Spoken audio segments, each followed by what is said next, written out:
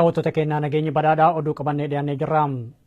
Maqaa haaromsa jedhuun waltajjii Opiidiyoon magaalaa Burraayyuutti uummata walitti qabdee irratti mormiin waan isaan mudateef waltajjiin sun fashalaayuun himame. Itichaa guddata. Qondaaltota olaanoo Opiidiyoo magaalaa Burraayyuu keessatti jiraattota waliin marii taasisuuf dhufanii hirmaattonni waltajjichaa leeyyaasisuun himame. Walga'ichi haaromsa haala yeroo isaanii irratti ilaallateen gaggeessanii turan galma bulchiinsa magaalaa Burraayyuutti. Walga'icha kanarratti uummanni bahee haala haaromsa isaanii kanarratti yaada akka kennuuf uummata waamanii turani. Yeroo kana uummanni bahimmoon maal jedheseeti bakki nuyi jijjiirama kan barbaannu gaafiin uummanni hiriira bahee fi namni itti dhume fi kanaa miti uummata nama bakkeetti jijjiiruu otoo hin taane kan barbaanne gaafii eenyummaati, gaafii abbaa biyyummaati, dhimma malaammaltummaati. Nuyi mootummaa irraa jijjiirama akkanaa miti kan feene kanaadha jennaan. Isaan kan eenyu kan gaggeesse obbo Shibashii jedhama. Mana maree bakka bu'oota Oromiyaa irraa dhufe. Booda walga'icha irratti mormiin ka'e. Waltajjii kanarratti waan karoorfame maqaa haaromsa yeroo jedhuun kantiibaa magaalaa Burraayyuu kan turani obbo Dhaabaa Jimfeessaa aangoo irraa kaasuudhaan kantiibaa biroo bakka buusuu dabalatee kaabinoonni 5 jijjiiramuu isaanii waltajjii kanaan beeksuuf akka turanis namni kun himaniiru. Hirmaattonni garuu gaaffiin keenyas ta'e wareegamni kaffalaatti jirru kanaaf osoo hin taane bilisummaa gonfachuudhaaf jechuun waltajjicha gara mormiitti akka jijjiiranis jiraataan magaalaa kanaa fi hirmaataa waltajjichaa dubbatanii jiru. Isaan obbo Dhaabaa Jimfeessaa itti gaafatamaa magaalaa Burraayyuu kantiibaa kan turan isaan kaasanii obbo Ahmad Jiksaa Abbaa Jiksaa Aangessaa kan jedhamu fidanii itti gaafatamaa kantiibaa godhaniiti. Ittaanaa immoo Dooktar Dirribaa kan jedhamu iddoo irraa fidanii turani. Namoota 5 jijjiirama aangoo godhanii isa kaabineeta isaanii kana uummatatti beeksisuuf ture. Pirezidaantii ta'uu maal ta'uu otoo hin taane gaafiin keenya kana qofaa miti. Gaafii namoota jijjiirraa miti. Gaafiin keenya gaafii eenyummaati, gaafii biyyummaati, gaafii bilisummaati. Haaromsa kan jettan kun waan haaraan maaltu uumame? Erga haaromsadha jettanii immoo koomaandi poost nurraa kaasaa jechuudhaanis gaaffiidhaan qondaaltota kanneen joonjessuunis beekamee jira. Karaa mana dadhabduu keessatti eenyu isheen irratti diiganii kan abbaa isaa fi kan soora booledha fooqiin akkasitti jiru kan keenya qofa diiguun maalidha? Haaromsa eega jettanii maaltu dhufe wanti haaraan maaltu uumame? Egaa haaromtaniif maaliif koomaandi poostii nurraan kaastanu? Gaaffilee ciccimoo gaafatan. Nuti duraanuu rakkoo ilaalchaa hin qabnu. Ofii keessan sammuu keessan haaromsaa kan jedhani hirmaattonni kunneen saamicha qabeenya keenya irratti diyaaspooraa fi abbootii qabeenyaan akkasumas qondaaltota olaanoo wayyaaneen nurratti raawwachaa jiru dhaabbachuu qaba jechuunis ija jabinaan akka dubbatanis hirmaataa waltajjichaa OMN'tti himaniiru. Dandeelee Burraayyuu jala jiran kan akka Malkaa Gafarsaa, Kattaa Burraayyuu magaalaa Mataasaa na kanneen birooti. Kan waaman nuyi abbaa lafaa taanee yeroo jirru diyaaspooraa dhufee maqaa riilisteetiiti lafa Oromoo saamee fudhateef kaartaa kennitanu nuyi lafa keenya irraa buqqistanii waardiyyaa keessan taa'ee jirra. Waardiyyaa warra abbaa qabeenyaa isaanii jirra. Ni kaartaa hin qabnu, lafa hin qabnu. Gaafiin keenya kanan turre dargaggeessi keenya hojii dhabeetti karaarra dhaabatu abbaa qabeenyaatiif lafa makanaa kan kennitanii jireenya isaanii qofa mijeessisu. Dargaggeessi keenya kaan mana hidhaa jira kaan eessa butanii kan karaarraa eessa geeffame hin beekamu kun itti himamu jedhee uummanni gaafate. Isaan kan himan waan biraadha, uummanni kan kaasu waan biraa. Dhuma irrattis namni kun jarreen kun salphina waan hin beekneef ofuma isaanii uummata waamanii of salphisan malee tasumaa Opiidiyoonis ta'e wayyaaneen kana booda haamilees ta'e ga'umsa ittiin saba Oromoo bulchan hin qabani. Mana tokko ilmaan Oromoo gaddii fi eelaan Oromummaa seenee jira jechuudhaanis dubbatanii jiru. Godina Harargee Bahaa aanaa Qumbii magaalaa Minootti poolisoonni liyyuu haayilii tarkaanfii jiraattota irratti fudhataniin namni tokko yoo ajjeefamu 6 madaa'uun himame. Maqaa babal'ifannaa lafaa jedhuun ammas poolisoonni kun daangaa Oromiyaa humnaan cabsanii seenuun qabeenyallee jiraattota jalaa saamaa jiran. Guutuun gabaasa kanaan akka taanutti dhiyaata. Aanaa Qumbii magaalaa Minootti wayita adda addaatti poolisoonni liyyuu haayilii naannoo 5 irraa itti bobbaafamuun jiraattota irratti tarkaanfii ajjeechaa raawwataa turuun kan yaadatamudha. Kana malees qabeenya saamuu fi daangaa Oromiyaa ammoo ugguun daran jabaatee dhufaa jira. Poolisoonni kun mootummaa federaalaa ofiin jedhuun kan deeggaraman yoo ta'u Dhiheenna kanas akkuma baratan tarkaanfii ajjeechaa jiraattota irratti raawwatanii jiru. Jiraataan aanaa Qumbii akka nuuf himanitti poolisoonni kun guyyaa dheengaddaa magaalaa isaanii weeraruun duula jabaa geggeessaa turan. Sa'aatiilee dheeraaf lola geggeessaniin jiraattota aanaa Qumbii irraa nama tokko yoo ajjeesan namoota 6 madeessuu dubbatan. Waraana duula mootummaa Itoophiyaa kana Haayilii kan jedhamu kanaa fi uummata wallee jira. Isaanii wallee jira keessatti fi isaanii wallee. Amma guyyaa afurii akka Awuroopaatti guyyaa afurii galgala sa'aatii 6 fi cimatti jirtu sa'aatii 2. Naannoo saniitti Ibrahim Belleesoo nama jedhamu lubbuun lafa hin buune abbaa maatii 10 fi ijoollee beera 2 qaba maatii 10 qaba.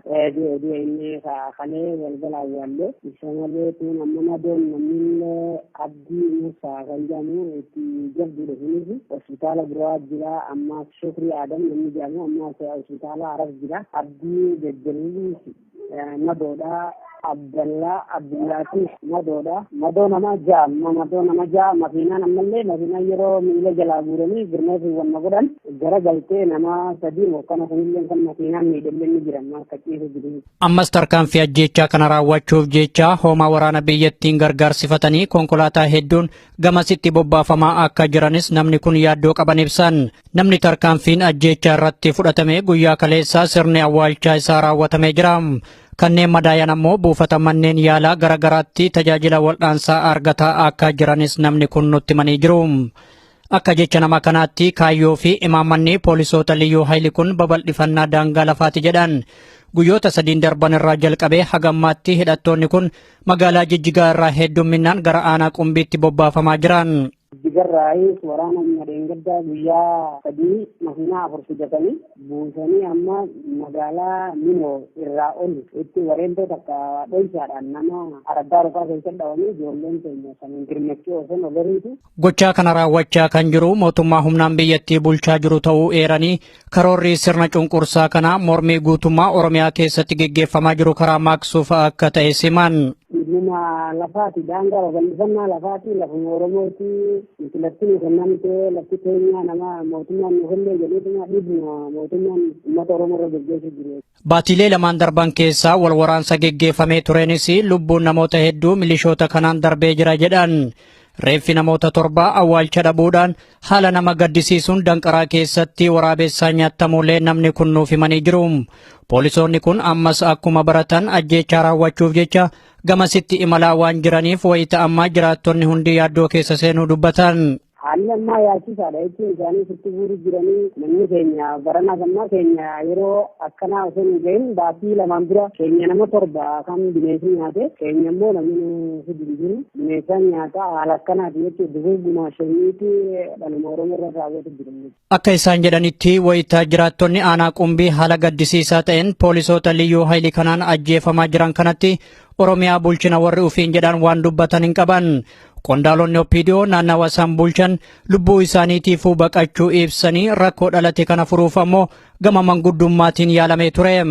Haa ta'u malee shira kana mootummaan humnaan biyyattii bulchuu waan qindeessaa jiruuf jaarsummaan yaalame milkii malee hafuu namni kun dubbatan. Akka wanni isaan jedhanii jirtu yeroo amma dura manguddoon taatee dhayitee akka finfinnee deemanii guyyaa sana humna poolisii humna addaa ta'a poolisii Oromiyaa nuuf hogguusan nuuf kennaniitu sun hogguu isiin nu bira teessee isiin har'a nu bira kaanaan lolli hoggasuma eegan. Har'a immoo makiinaan dhawamte ka bulchiisachii ka naannoo Oromiyaati jechuudha ka waajjira poolisiidha kan uummanni keenya deemen. Kan amma ijoollee uummanni keenya hawaasa namaa dhawame san mirtiin birmachuu aanaa jee irraa fudhatee deemen makiinaan poolisii Oromiyaa jechuun isiisan itti amma dhawamte. Poolisoonni Liyyuu Haayilii kan naannoo Ogaaden irraa dhufuun miidhaa uummata Oromoo irraan gahaa jiran kun paartii adda bilisummaa uummata Tigraayin kan hoogganaman ta'uunis himamaa jira. Sirni cunqursaa kun poolisoota kana hidhachiisee godinaalee Oromiyaa hedduu keessatti bobbaasuun uummata nagaa irraan miidhaa dhaqqabsiisaa akka jirus beekamaadha. Godina Jimmaa aanaa Limmuu Saqqatti dargaggoonni mana hidhaa jiran nyaata faalame nyaachuudhaan dhukkubsataa jiraachuu isaanii keessa beektonni OMN itti himan. Abdii Fixee waan qindeesse qaba. Dargaggoota kana kan to'atee jiru godina Jimmaatti waajjira poolisii aanaa Limmuu Saqqaati. Dargaggooti kun badii tokko malee qabamanii jedhu jiraataan aanaa sana nama nuti dubbifne. Namni kun akka jiranitti badii tokko malee hidhamuu isaanii qofa osoo hin taane nyaata faalame nyaatanii dhukkubaaf saaxilamanii jiru jedhani. Maatiin akka nyaata hin geessineefillee dhorkamaniiru akka namni kun jedhanitti. Hidhaan akkuma beekamu akka guutuu bakka Oromoon jiru hunda hidhaan jiraachuun beekamaadha. Namni tokko nama badii tokko hin qabne walitti qabanii nama ija jiraattee sodduu dide geessanii achitti naqanii cunquutti jiru. Amma immoo kan jarri badii malee hidhaman osoo jiru achitti nyaata qulqullina hin qabne nyaata maatiin alaa erguuf akka inni ol hin seenne godhanii ijoolleen akkasiin beeloftee waan itti keessa jiru nyaachuu erga jarri godhanii booda dhukkubsatanii ijoolleen amma haala rakkoorra jiru jechuudha. Waajjira poolisii sana keessatti nyaata gurguramu nyaataniitu kan hidhamtoonni kun dhukkubsatan. Akka namni kun jedhanitti namni waajjira poolisii sana keessatti nyaata gurguratan kun namoota damee nageenyaa naannichaa waliin firummaa qaban ta'us dubbatu. Kan achi laatan jechuun kun kan jarri qopheessanii kennan hin jiru garuu kan achitti qopheessanii birriidhaan akka namni hidhanne kun bitatan kan godhantu jiru karaa nama ofiitiin. Malee kennaa jarri namoota kan lafa hin qabneef kennan tokko baadanii hin ba'a malee bakka kennameen beeku hin jiru. Isaan dhukkubsachiise nyaatichi inni bitatamu sun immoo achitti jara biratti qophaa'a kan jarri yaadanii godhanidha jechuudha. Akka nyaanni inni bakkeedhaa dhufu waliin erga godhanii ta'anii inni achi keessa immoo akka inni faalamu godhanii ijoolleen akka jarri dhibbeerra bu'an godhan jechuudha. Umriin dargaggoota hidhaa jiran kanaa ganna 22 hanga 30 jidduu jiraachuu kan nu ibsan namni kun itti gaafatamummaa garaagaraarra kan jiranii fi haga ammaatti dargaggooti kun himati tokko akka irratti hin dhiyaatin jirudha kan isaan dubbatan. Kan jarri qabaman kan torban 3 lakkoofsan jiru kan bultii 10 gahan jiru rasaalaan jira giddu galeessan torbanuma 2 kan hidhamanidha jechuudha gara namoota 20 wayiiti kan achi jiru rasaalaan namoota 22 hanga namni 30 guutu keessa hin jiru. Namoota kana jechuun immoo namoota naamusa qaban namoota yakka hojjetanii kanan durillee waa tokko godhanii hin beekne wanti ajaa'ibu achi keessa barsiisaan kan qabamee hidhame jira. Haakimiin mana yaalarra qabamee hidhame jira. Innillee sababa kanaan durri farii gurbaa tokko rasaasaan dhaanii jennaanii waraqaa ol darbitan jedhu hospitaalatti barreessee fi jennamaa barreessitu jedhamee mana hidhaa jira jechuudha. Namoota akkasiillee qabu keessaa. Manni hidhaa osoo inni tokko irratti himanni tokko hin banamin utuu wanti tokko hin godhamin achitti qabamanii itti godhamuutti jiru malee wanti manni murtii beekee irratti gara mana sirreessaatti erga hin jiru osoo achi deeman islaanga tokko irra fooyyeedha. Aanaa keenya keessatti aduun dhihee jennaan sodaa lubbuu isaatiif jecha namni gadi ba'u baay'ee sodaataa kan jedhan namni kun lakkoofsi uummataa fi lakkoofsi hidhattoota mootummaa walgitaa jedhu. Komaandi poostiin bakki caasaan sun akka godinaatti irra jira jedhamu yoo aanaa sana jedhame wanti inni dhara ta'u tokkotti hin jiru. Baay'inni militariitii fi baay'inni uummataa akka irra gatuu tokko ta'anii jiru amma namni lafti dhihee jennaan gadi hin bahu. Dargaggoon guyyaa bilisaan gadi bahee waan barbaadu bitatee malatti ol deebi'uun hin jiru. Anatu qabamaa tarii ebilutu qabamaa jedhaa of shakkaa birrachaati kan inni jiraataa jiru. Aanaan Limmuu Saqqaa mormii uummataa bara 2015 guutummaa Oromiyaa keessatti geggeeffamaa ba'e yeroo adda addaatti aanaa keessummeessaa turte yoo taatu dargaggooti hedduun yeroo garaagaraatti aanaa kanarraa hidhattoota mootummaatiin rasaasaan rukutamuu isaaniillee gabaasaa turre. Haaluma wal fakkaatuun dargaggoonni 26 godina Harargee Bahaa magaalaa Gurawaatti hidhamanii turan nyaata dhoorgamuun mana hidhaa keessatti dararamaa akka jiran himame. Loltoonni agaazii ammas dargaggoota adamsanii hidhuu irratti bobba'anii jiran bal'ina oduu kanaa akka taanutti dhiyaata. Jiraataan aanaa Gurawaa akka nuuf himanitti magaalaa Gurawaatti kan argamu mana hidhaa Iyyaasuu jedhamu keessatti dargaggoonni 26 ta'an erga hidhamanii baatiilee 2 ol lakkoofsiisanii jiru. Mormiilee kanaan dura aanaa san keessatti geggeeffamee ture sababeeffachuudhaan kan loltoonni agaazii dargaggoota kana qabanii hidhan. Haa ta'u malee mana hidhaa san keessatti loltoota agaaziitiin reebichaa fi mirgi namoomaa isaanii sarbamaa jira. Kana malees nyaata akka hin arganneef yoo ugguraman miidhaan hamaan mana hidhaa san keessatti isaan mudataa akka jirus namni kun dubbatan. Dargaggoonni kun aanaa Gurawaa jala warra jiran guutuudha. Baay'inni isaanii jiran jaanidha. Biyyaa hundarraa walitti qabamanii dhufa dhufan aanaa Gurawaa guutuu jala mana hidhaa Iyyaasuu jedhamu. Achitti qabamanii hidhamanii keessatti argaa bakka hanga ammaatti ijoolleen baadiyyaa dhufan nyaata waan argatanii jecha bakka waan nyaatan dhabanii rakkoo hamaa keessa jiran baadiyyaa irraas nyaata isaanii dhageessanii bitanii nyaatan finneefi roobee karaatu bakka rakkoo hamaatu ta'aa jira. Dargaggoota kana nyaanni maaliif dhoorgatame gaaffii jedhuuf namni kun yoo deebisan haga ammaatti wanti ifa ta'e tokkos hin jiru. Sababaan ittiin hidhamaniif ammoo mallattoo diddaa agarsiiftan maqaa jedhuun qofaadha. Rakkoon kun waliigala Oromiyaa keessatti geggeeffamaa waan jiruuf mormii itti fufaa jiru irraa muddamuu malee yakka biraa miti jedhan. haga ji'a lama ji'a sadii rakkoo isa waan isaa gabbaatti beekamte qaba jaaree jaatee bakka bakka sababni isaatti qofa bakka namoonni kun mallattoo diddaa gabruu agarsiisanii namoonni kun waraana bilisummaa Oromoo deebii dhasa qalbii yaadu bifaadhaan ragoota isaatti hiriira guddaa Oromiyaa biyya saffataa bakka sanarratti ragoota hiriira gaarii yaadu. Manni hidhaa dargaggoonni kun itti hidhaman loltoota meeshaa waraanaa hidhataniin eeggamaa waan jiruuf maatiinis hidhamtoota kana arguudhaaf carraa hin arganne jedhan. Bakka dargaggoonni haggaatti waraana marsaawwan sirriitti eeggamaa jiranii bakka waraana sirriitti eegaa gabbaatee fichaan oolu jaallatu isaan amartu. Erga labsiin yeroo muddamaa labsamee jalqabee jiraattonni aanaa isaanii haala miidhamaa jiraachuu himan. Kana malees sa'aatii murtaa'een alatti magaalaa keessa socho'uun waan yaadamu miti. Reebichis haalaan jabaatee akka jirus namni kun ibsan. Jiraattonni bakka magaalaa qofa waan tokko fida bulchuutti sa'aa lama nyaata gabbuu dhorkanii nama hundi isa bara jiranii akka wafaanii jireenya dhibbee bakka hojii qabsa hadhaa beeksisaaf qophaa'aa jira. Loltoonni agaazii ammas dargaggoota hedduu adamsanii hidhaa jiraachuullee namni kun nuuf himanii jiru. Kun kanaan osoo jiruu dhumaatii ayyaana irreechaa horaa sadii ilaalchisuun mormii magaalaa Shaashamannee keessatti geggeeffameen abbootiin amantii Islaamaa hidhamanii turan murtii tokko malee haga ammaatti mana hidhaa keessatti dararamaa jiraachuu jiraattonni OMN itti himan. Ammas oduun dabalataa akka nutti dhiyaata. Jiraatan magaalaa Shaashamannee tokko akka nuuf himanitti badii tokko malee abbootiin amantii kun kan hidhaman yoo ta'an mana hidhaa keessatti murtii dhabuudhaan rakkataa jiru jedhan. Abbootii amantaa eega hidhama keessatti dararaa guddaa irra ga'anii ammoo maatiin illee akkasitti beekamanii maatiin deemanii sa'a barbaadanii deemanii gaafachuu hin danda'anii furmaata mana murtiitti dhiyeessine jedhaa guyyaa hunda qaxaroo booda ammoo qaxaroo sanillee yeroo hin qabne jedhaa mariisanii guyyuu furmaata iyyuu hin kennineefi badii tokko malee maaliif masjidatti rabbi waan hin kennineerraa kaasii homo isaan jedhanii masjidatti yaa'ee jedhanii kanumaaf qofa sababaan tokkollee hin jiru wanni isaan jedhamaniif abbootii amantaati. Namoota hidhamanii hiraarfamaa jiran maqaa nuuf himanii haga ammaatti furmaata dhabuun mana hidhaa keessatti mirgi isaanii sarbamaa jira.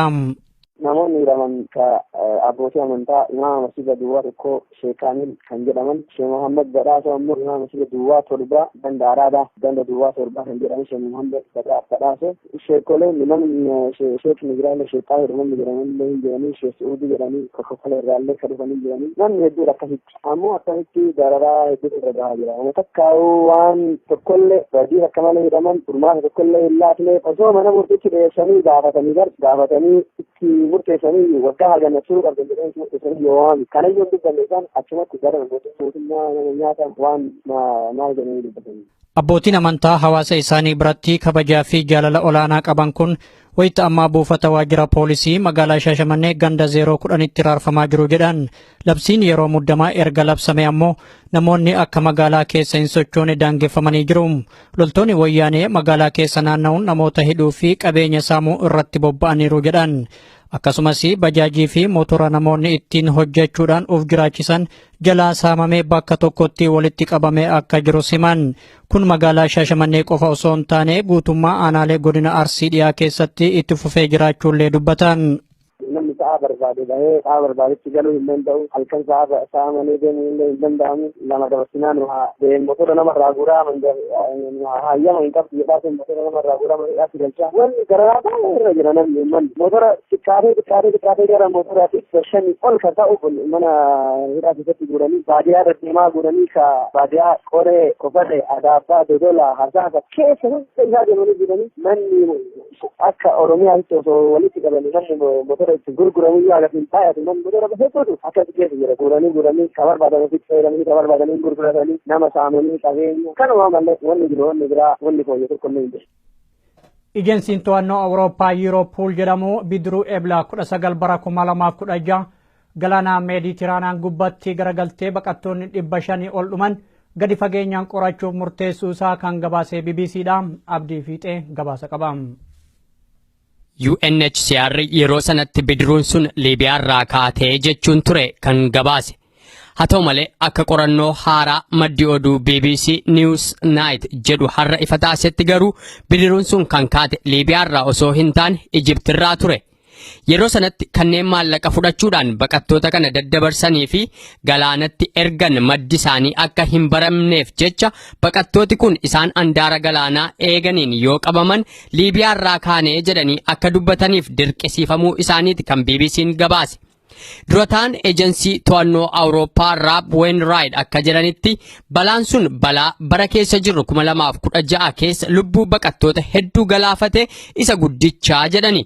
Itti dabaluunis namoota bidiruu sanarraa hafan kanneen hiriyootanii fi maatiin isaanii galaana sana gubbaatti duraa du'an haasofsiisuudhaan madda isaan maallaqa fudhatanii namoota kana daddabarsaniis ta'ee dallaalota baqattootaa fi isaan namoota daddabarsan kana gidduu hojjetan akkasumas odeeffannoo bidiruu Ijiptirraa kaate sana gadi fageenyaan qorachuuf tattaaffii haaraa eegaluu isaaniiti kan isaan dubbatan.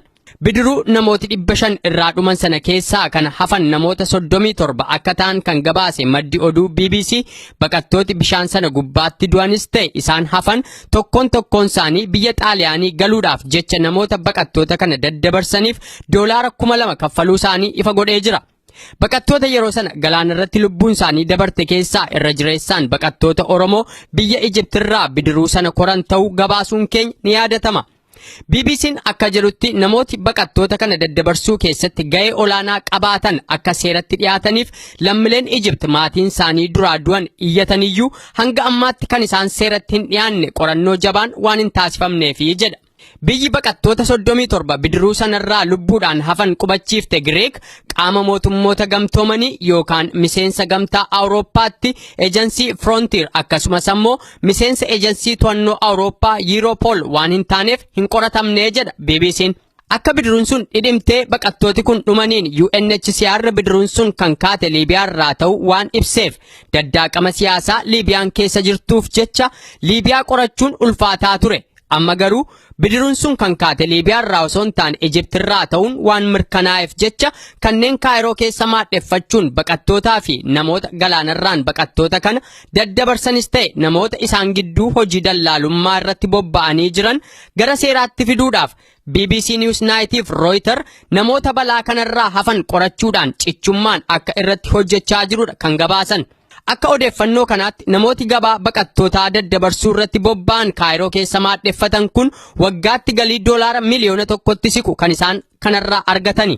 Baqattoota 500 yeroo sana lubbuun darban keessaa 190 lammiilee Somaaliyaa, 150 lammiilee Itiyoophiyaa, 170 kan ta'an ammoo lammiilee Ijiptii fi kan biroo ta'u BBC'n gabaasasaa kana keessatti eeree jira.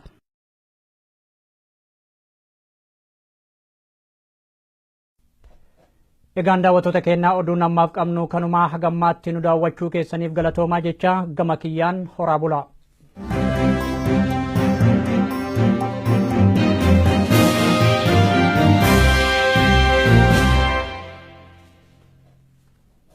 Warri OMN'n karaa bilbilaatiin hordoftan lakkoofsi kanaan dura ittiin hordofaa turtan jijjiiramuusaa isin beeksifna.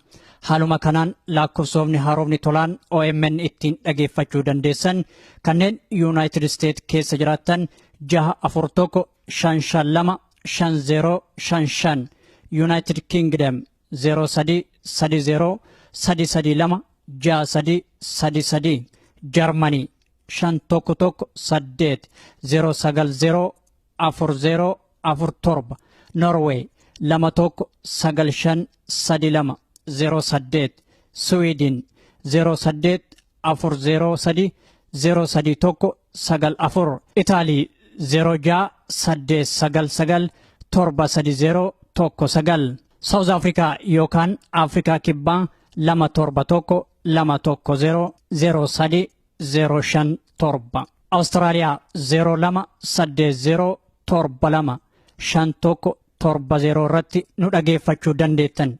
Biyyoota birootiif lakkoofsa haaraa akkuma baafneen isin beeksifna. Galatoomaa OMN.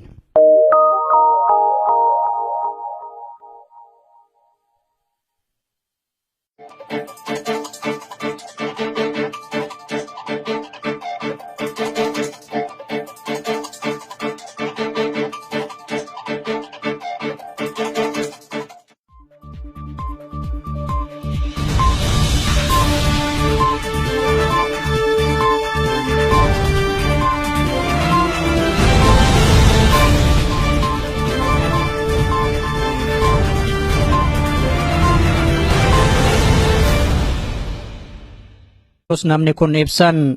Jiraattonni bakka magaalaa qofa kan tokko bulchuutti sa'aala roobaa kan tokko dorkanii nama hundi shamarran jiranii akka bakkaatti jireenya dhibbee bakka hojii kasa hadhaa beeksisaaf qophaa'aa jira.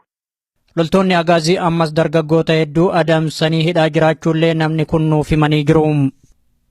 Kun kanaan osoo jiruu dhumaatii ayyaana irreechaa horaar sadii ilaalchisuun mormii magaalaa Shaashamannee keessatti geggeeffameen abbootiin amantii islaamaa hidhamanii turan murtii tokko malee haga ammaatti mana hidhaa keessatti dararamaa jiraachuu jiraattonni OMN itti himan. Ammas oduun dabalataa akka itti nutti dhiyaata. Jiraatan magaalaa Shaashamannee tokko akka nuuf himanitti badii tokko malee abbootiin amantii kun kan hidhaman yoo ta'an mana hidhaa keessatti murtii dhabuudhaan rakkataa jiru jedhan. Abbootii amantaa eega hidhama keessatti dararaa guddaa irra ga'anii ammoo maatiin illee akkasitti beekamanii maatiin deemanii sa'a barbaadanii deemanii gaafachuu hin danda'anii furmaata mana murtiitti dhiyeessine jedhaaf guyyaa hunda qaxaroo booda ammoo qaxaroo sanillee yeroo hin qabne jedhaatu mariisanii guyyuu furmaata illee hin kennineefi badii tokko malee maaliif masjidatti rabbi waan hin kennineerraa kaasii ama isaan jedhanii masjidatti yaa'ee jedhanii kanumaaf qofa sababaan tokkollee hin jiru wanni isaan jedhamaniif abbootii amantaati. Namoota hidhamanii hiraarfamaa jiran maqaa nuuf himanii haga ammaatti furmaata dhabuun mana hidhaa keessatti mirgi isaanii sarbamaa jira. Namoonni hidhaman abbootii amantaa imaama masjida duwwaa tokko Sheek Kaamil kan jedhaman Sheek Muhammad Badhaasoo ammoo imaama masjida duwwaa torba ganda Araadaa ganda duwwaa torba kan jedhaman Sheek Muhammad Badhaasoo sheekoleen namni Sheek Nigiraalee Sheek Taahir namni jedhamanillee hin jiranii Sheek Suudii jedhanii Kokkola irraallee kan dhufanii jiranii namni hedduudha akkasitti ammoo akkasitti dararaa hedduutu irra gahaa jira. Nama takkaa'uu waan tokkollee badii akka malee hidhaman furmaata tokkollee hin laatne osoo mana murtiitti dhiyeessanii gaafatanii itti murteessanii waggaa hagannachuu qabdan jedhanii murteessanii yoo waami kanayyoo dubbanne isaan achumatti gara mootummaa nama nyaatan waan maal jedhanii dubbatanii. Abbootiin amantaa hawaasa isaanii biratti kabajaa fi jaalala olaanaa qaban kun wayita ammaa buufata waajjira poolisii magaalaa Shaashamannee ganda 010tti raarfamaa jiru jedhan. Labsiin yeroo muddamaa erga labsame ammoo namoonni akka magaalaa keessa hin sochoone daangeffamanii jiru. Loltoonni wayyaanee magaalaa keessa naanna'uun namoota hidhuu fi qabeenya saamuu irratti bobba'aniiru jedhan. Akkasumas bajaajii fi motora namoonni ittiin hojjechuudhaan of jiraachisan jalaa saamamee bakka tokkotti walitti qabamee akka jiru himan. Kun magaalaa Shaashamannee qofa osoo hin taane guutummaa aanaalee godina Arsii dhiyaa keessatti itti fufee jiraachuullee dubbatan. Namni sa'a barbaade bahee sa'a barbaadetti galuu hin danda'u halkan sa'a malee deemuu hin danda'amu lama dabarsinaan motora namarraa guuraa hayyama hin qabdu jedhaa motora namarraa guuraa hidhaatti galchaa wanni gararaa baay'ee irra jira namni uummanni motora xiqqaatee gara motoraatti shanii ol kan ta'u mana hidhaa keessatti guuranii baadiyaa deddeemaa guuranii ka baadiyaa qoree kofate adaabbaa dodola hasaasa keessa hunda isaa deemanii jiranii manni akka oromiyaatti osoo walitti qabanii namni motora itti gurguramuu yoo agarsiin taa'atu namni motora hedduutu akkatti keessa jira guuranii ka barbaadanii fixeeranii ka barbaadanii gurguratanii nama saamanii qabeenya kanuma malee wanni jiru wanni biraa wanni fooyyee tokkollee hin jiru. Ejeensiin to'annoo Awurooppaa Yuuroopuul jedhamu bidiruu Eblaa 19 bara 2016 galaana Meeditiraaniyaan gubbatti garagaltee baqattoonni 500 ol dhuman gadi fageenyaan qorachuuf murteessuu isaa kan gabaasee BBCdha. Abdii Fiixee gabaasa qaba. UNHCR yeroo sanatti bidiruun sun Liibiyaarraa kaatee jechuun ture kan gabaase.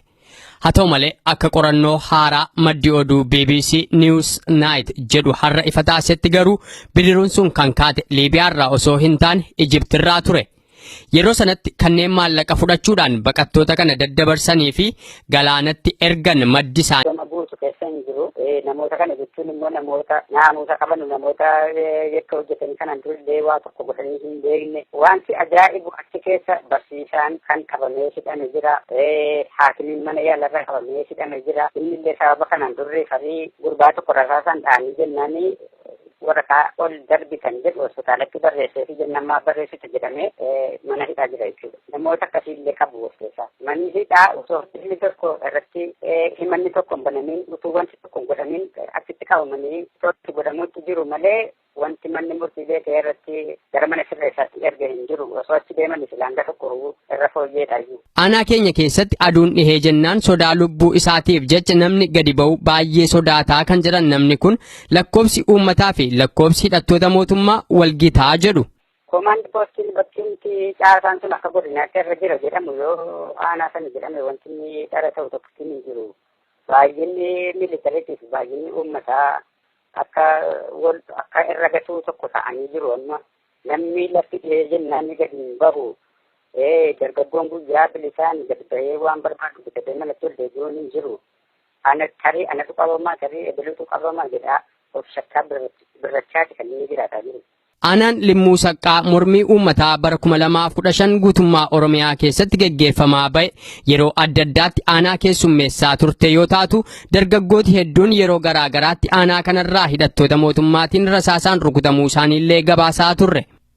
Haaluma wal fakkaatuun dargaggoonni 26 godina Harargee Bahaa magaalaa Gurawaatti hidhamanii turan nyaata dhoorgamuun mana hidhaa keessatti dararamaa akka jiran himame.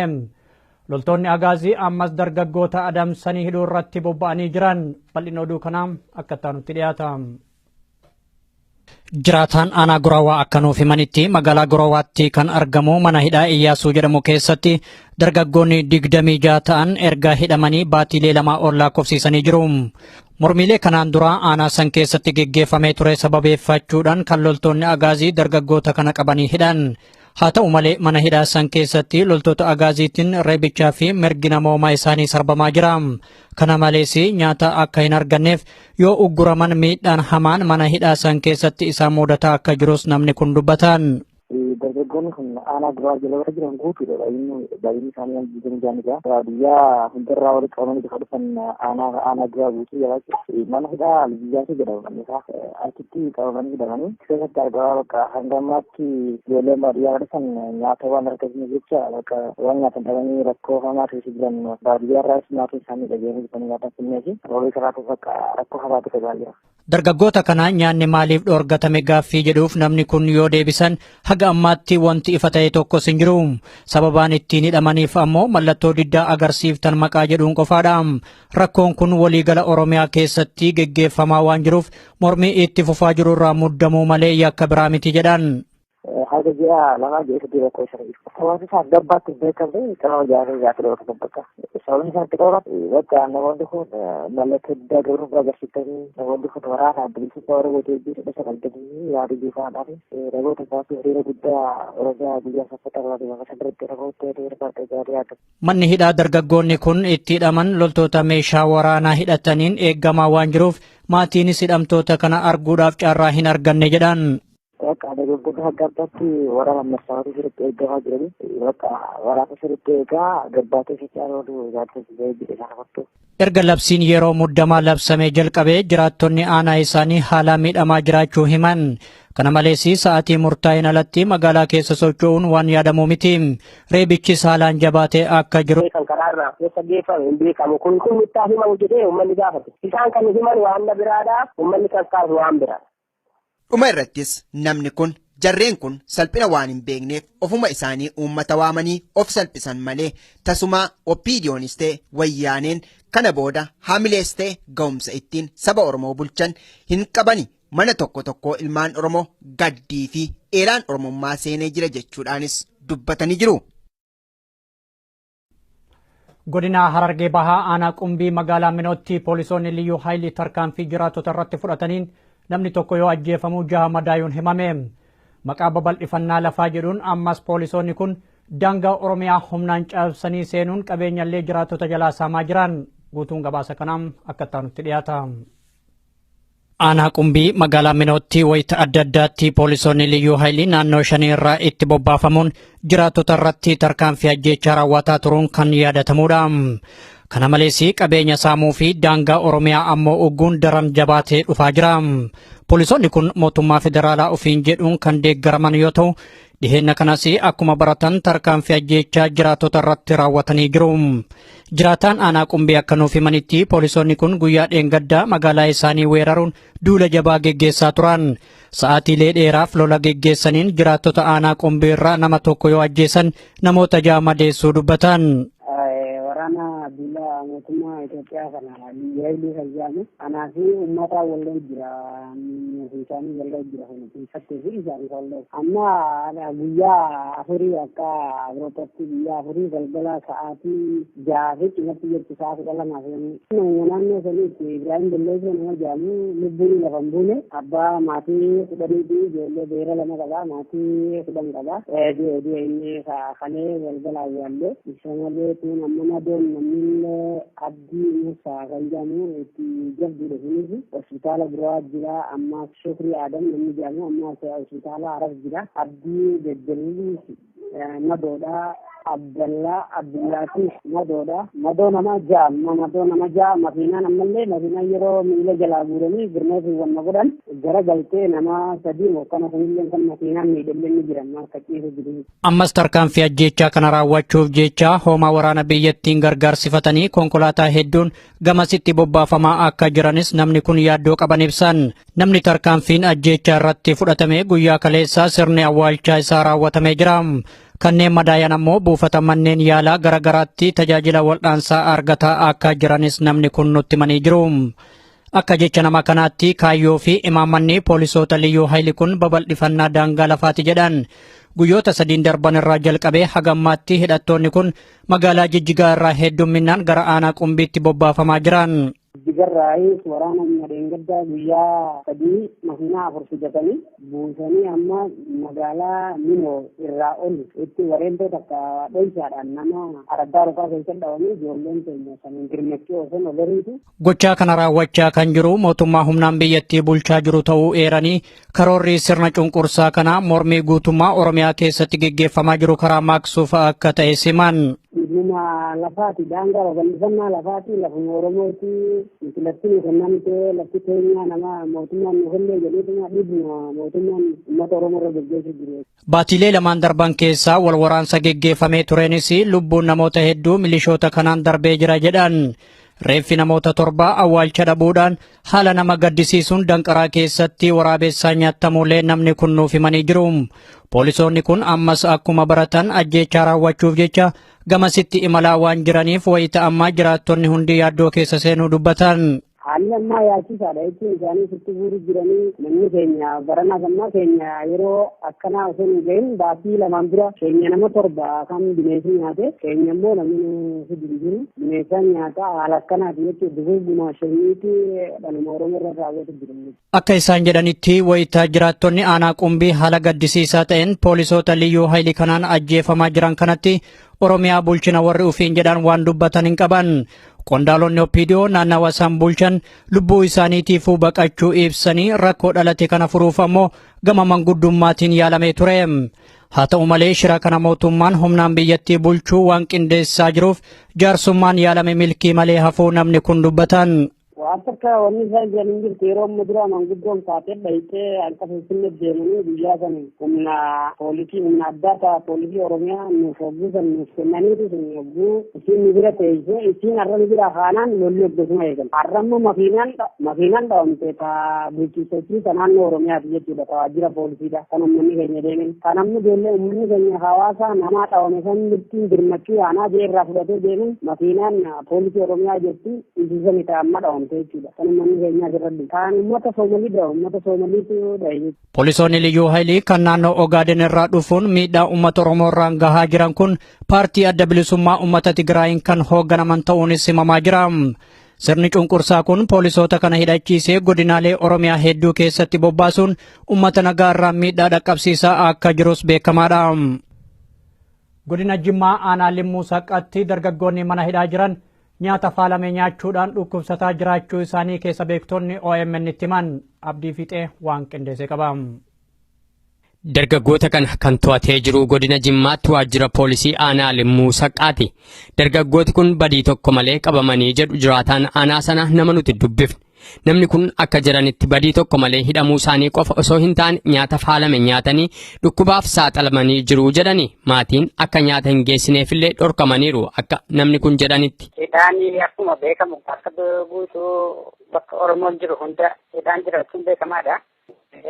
Namni tokko nama badii tokko hin qabne walitti qabanii nama ija jiraattee sodduu dide geessanii achitti naqanii cinquutti jiru amma immoo kan jarri badii malee hidhaman osoo jiru achitti akka qulqullinaan qabne nyaata maatiin alaa erguuf akka inni ol hin seenne godhanii ijoolleen akkasiin beeloftee waan itti keessa jiru nyaachuu erga jarri godhanii booda dhukkubsatanii ijoolleen amma haala rakkoorra jiru jechuudha. Waajjira poolisii sana keessatti nyaata gurguramu nyaataniitu kan hidhamtoonni kun dhukkubsatan.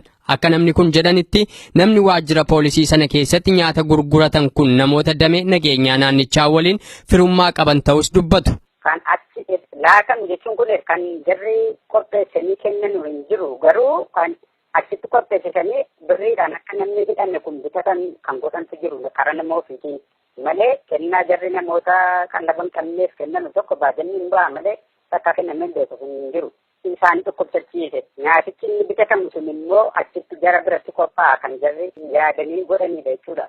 Akka nyaanni inni bakkeedhaa dhufu waliin erga godhanii ta'anii inni achi keessa immoo akka inni faalamu godhanii ijoolleen akka jarri dhibeerra bu'an godhan jechuudha. Umriin dargaggoota hidhaa jiran kanaa ganna 22 hanga 30 jidduu jiraachuu kan nu ibsan namni kun itti gaafatamummaa garaagaraarra kan jiranii fi haga ammaatti dargaggooti kun himati tokko akka irratti hin dhiyaatin jirudha kan isaan dubbatan. Kan jarri qabaman kan torban 3 lakkoofsan jiru kan bultii 10 gahan jiru rasaalaan jira gidduugaleessaan 7 kan hidhamanidha jechuudha gara namoota 20 wayiiti kan achi jiru rasaalaan namoota 22 hanga namni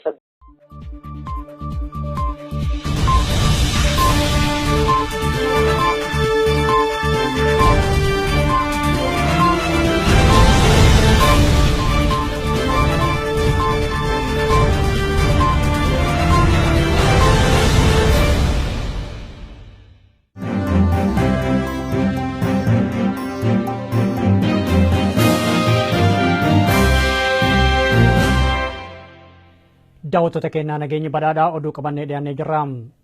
Maqaa haaromsa jedhuun waltajjii Opiidiyoon magaalaa Burraayyuutti uummata walitti qabdee irratti mormiin waan isaan mudateef waltajjiin sun fashalaayuun himame itichaa guddata. Qondaaltota olaanoo Opiidiyoo magaalaa Burraayyuu keessatti jiraattota waliin marii taasisuuf dhufanii hirmaattonni waltajjichaa leeyyaasisuun himame. Walga'ichi haaromsa haala yeroo isaanii irratti ilaallateen gaggeessanii turan galma bulchiinsa magaalaa Burraayyuutti. Walga'icha kanarratti uummanni bahee haala haaromsa isaanii kanarratti yaada akka kennuuf uummata waamanii turani. Yeroo kana uummanni bahimmoon maal jedheseeti lakkiin jijjiirama kan barbaannu gaafiin uummanni hiriira bahee fi namni itti dhume fi kanaa miti uummata nama bakkeetti jijjiiruu ta'uu hin taane kan barbaanne gaafii eenyummaati gaafii abbaa biyyummaati dhimma malaammaltummaati ni mootummaa irraa jijjiirama akkanaa miti kan feene kanaadha jennaan isaan kan eenyu kan gaddeesse obbo Shibashi jedhama mana maree bakka bu'oota Oromiyaa irraa dhufe booda walga'icha irratti mormiin ka'e.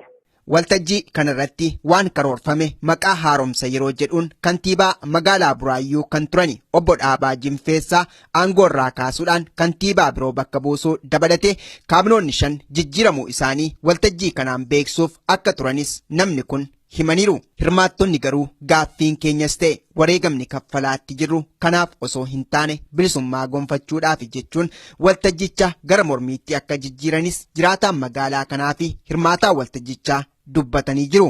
Isaanii obbo Dhaabaa Jimfeessaa itti gaafatamaa magaalaa Burraayyuu kantiibaa kan turan isaan kaasanii obbo Ahmad Jiksaa Abbaa Jiksaa Aangessaa kan jedhamu fidanii itti gaafatamaa kantiibaa godhanii ittaanaa immoo Dooktar Dirribaa kan jedhamu iddoo ta'edha fidanii turanii namoota 5 jijjiirama aangoo godhanii isa kaabineeta isaanii kana uummatatti beeksisuuf ture. Pirezidaantii ta'uu maal ta'uu osoo hin taane gaafiin keenya kana qofaa miti gaafii namoota jijjiirraa miti gaafiin keenya gaafii eenyummaati gaafii biyyummaati gaafii bilisummaati.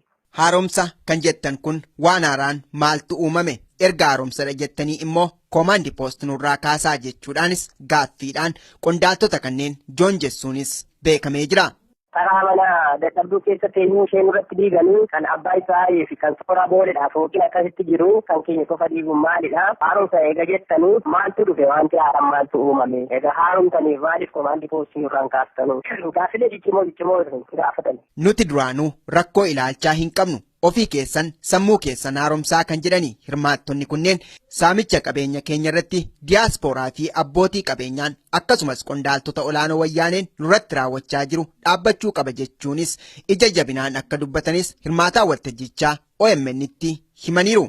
Dandeelee burraayyuu jala jiranu kan akka Malkaa Gafarsaa, Qattaa burraayyuu magaala mataasaa na kanneen birooti. Kan waaman nuyi abbaa lafaa taanee yeroo jirru diyaaspooraa dhufee maqaa riilisteetiiti lafa Oromoo taanee fudhateef kaartaa too kennitanu nuyi lafa keenya irraa buqqistanii waardiyyaa keessan taa'ee jirra. Waardiyyaa warra abbaa qabeenyaa taa'ee jirra. Ni kaartaa hin qabnu, bakka hin qabnu. Gaaffiin keenya kanan turre dargaggeessi keenya hojii dhabeetti karaarra dhaabatu abbaa qabeenyaatiif lafa amma kana kaasee jireenya isaanii qofa mijeessisu. Dargaggeessi keenya kaan mana hidhaa jira, kaan eessa butan